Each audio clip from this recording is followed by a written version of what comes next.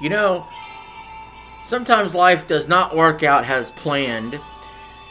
Hello, I'm RJ from Game News USA, and I'm coming at you today with the Speak No Evil movie. We're going to go over the Rotten Tomatoes score. I was hoping to see this movie today. There was a technical issue where I couldn't. So I'm going to be able to see this next week and give my personal thoughts later, probably in some random live stream. However, I did want to catch what the critics are saying about Speak No Evil. So I'm very confident in this movie. I think it's going to get easily a 9 out of 10 or better. If anything's completely off the mark, I'll let you guys know. But if it's alright with you, I'm here to give you what the critics are saying. So if you like this kind of content, if you like my movie reviews, or any other stuff I do, please hit the subscribe button. It really helps out with the channel and making sure you get your videos out there to watch. And so with that being said, let's get right into it. Speak No Evil got an 82% from the critics on Rotten Tomatoes and an 85% audience score. I rarely see that for a horror movie. Usually the ones I like get really shitty scores on Rotten Tomatoes. Horror movies in general do not review very well. So often on this channel, me and the critics have to butt heads. Where I say the movie is good, they say it's bad. And I don't have to do that this time. Because number one, like I said, haven't seen the movie yet. I plan on seeing it soon. I have full confidence it's really good. But number two, the reviews seem really good. Favorable and fair. So why don't we go through this and see which reviewers seem like they were fair and which reviewers seem foul. So let's jump into it. Jason Adams with a fresh tomato saying, this movie manages to become its own thing outside of the shadow of the original, but by paying the price of being far less interesting film. Wow, so there, if you guys didn't know, there was a foreign movie of this a few years ago. I attempted to watch it. I couldn't really get into it. I like the premise, though. And I was wanting it to be American made, so they did that and made it more Americanized, we'll say. And Jason Adams says it's not as good as the original. He did give it a fresh tomato, though. How about Lisa Lehman saying, with a rotten tomato, McAvoy's miscalculated lead performance undermines a movie that otherwise does have some solid chops at committing to a subdued atmosphere. So, yeah, that's going to be a problem. If she didn't like McAvoy, then you won't like the movie. But I think McAvoy probably will do a really great job. All the trailers I've seen look good, but trailers don't tell you anything. Trailers could either show you all the good parts and then you're disappointed, or they mischaracterize the movie into something that it's not. Sometimes they're on the mark. Joe Flair with a 3 out of 4 fresh tomato from Fort Worth Report saying, compared to the Danish original, the final act is diluted for mass appeal. However, the film's pacing is better. The characters are more robust, and the performances by James McAvoy and Mackenzie Davis made this a much better film. And see, those are the kind of things I was looking for with this remake from the Danish film. Dana Klein with a 3.5 out of 5 fresh tomato saying, McAvoy's ability to turn into a monster on a dime is full force here, though sometimes the film is over-reliant on his skill set to muscle through. For fans of the original, this is a much tamer interpretation. Interesting. See, I never watched the original long enough to understand how crazy it got, but apparently it got pretty nuts. I don't like that it said it's a tamer version. I want it crazy and all. Rich Klein with a 4 out of 5 fresh tomato saying the accumulated tension skillfully erupts into nail-biting suspense in the final act, expertly played by a terrific cast. You know, anytime you got, you know, a movie that, you know, has a pretty star-studded cast, you always want to make sure they at least fit the roles. Denise Peniziak, with a 7.5 out of 10 Fresh Tomato, said the current version maintains the social focus, but downplaying the importance of territorial origin to adhere to class and economic reasons.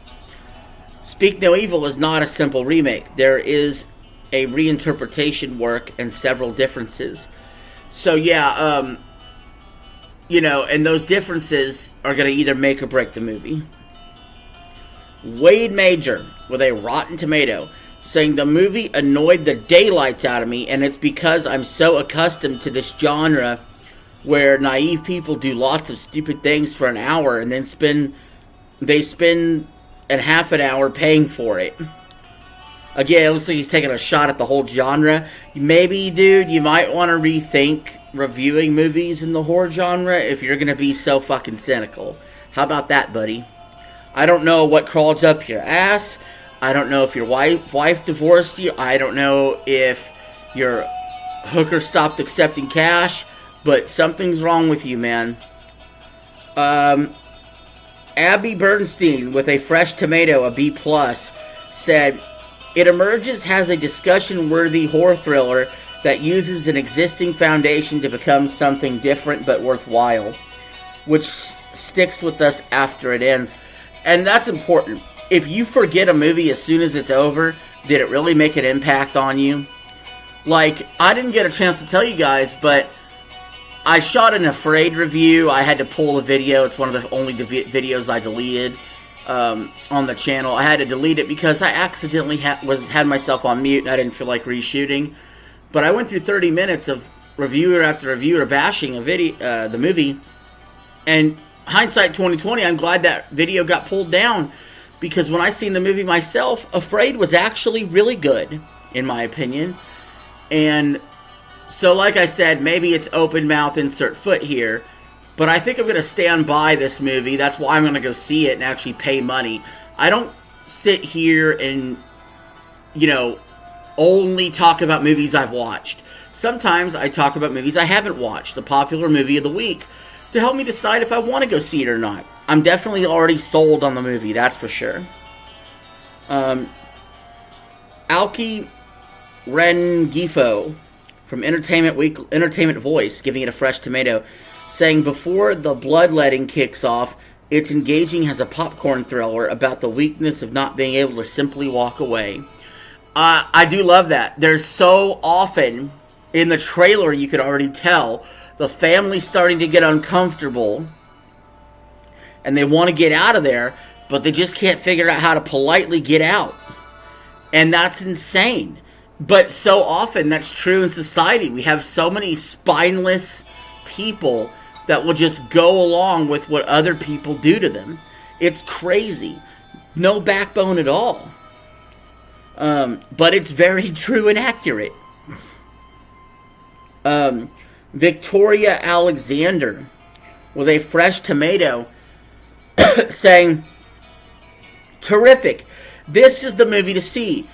McAvoy, you are September's movie boyfriend. Director Watkins has the audience yelling and cleverly brings a sly homoerotic element. Okay, alright. You lost me there. I'm not going to read the rest of this review. She is obviously getting her rocks off on thinking about a couple of the male characters getting it on in this movie, which I don't think have anything to do with this movie. So, and I could be wrong, but girl, you need some help, okay?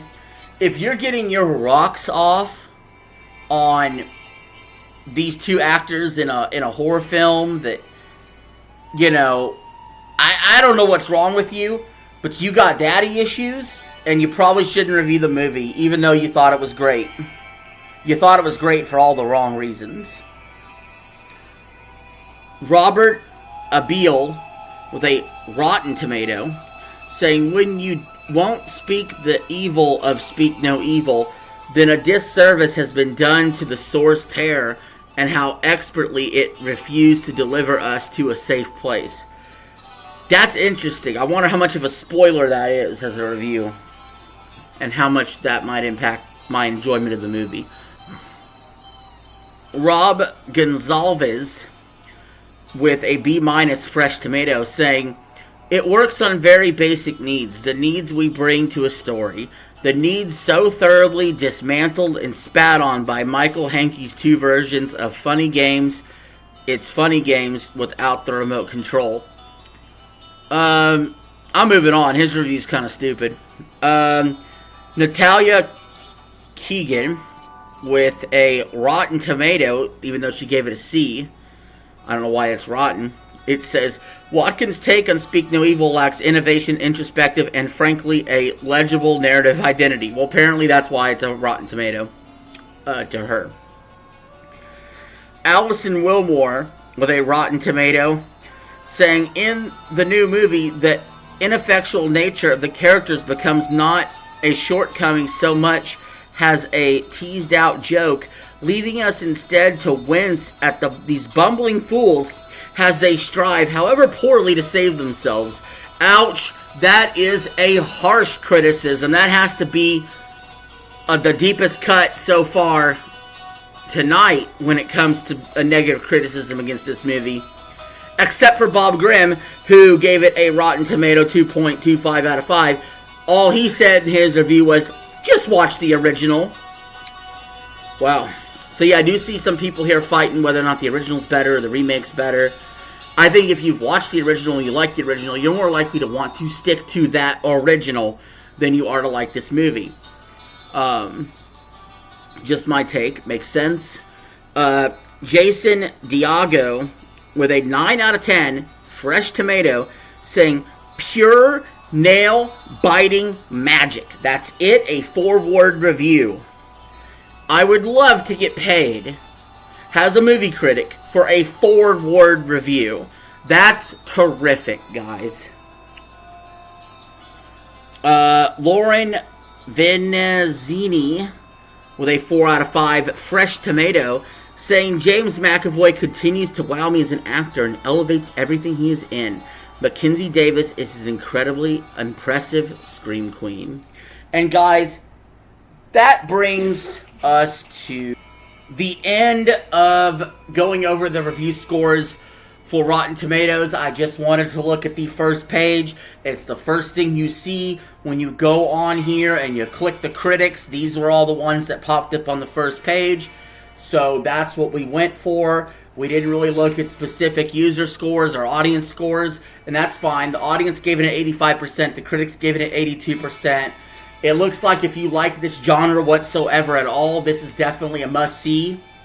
So I would recommend it. I'm definitely going to go see it. I'll give further thoughts of it in a live stream in the future. But for now, that's all I got about this. So anyway, guys, thank you for watching. I really enjoy the uptick in the amount of content I'm able to put out to you all. Please interact in the comments below. Let me know what you think of this movie, if you've seen it, and let me have any movie suggestions in the comments below you want me to cover. And thank you all for watching. Peace. Have a good one.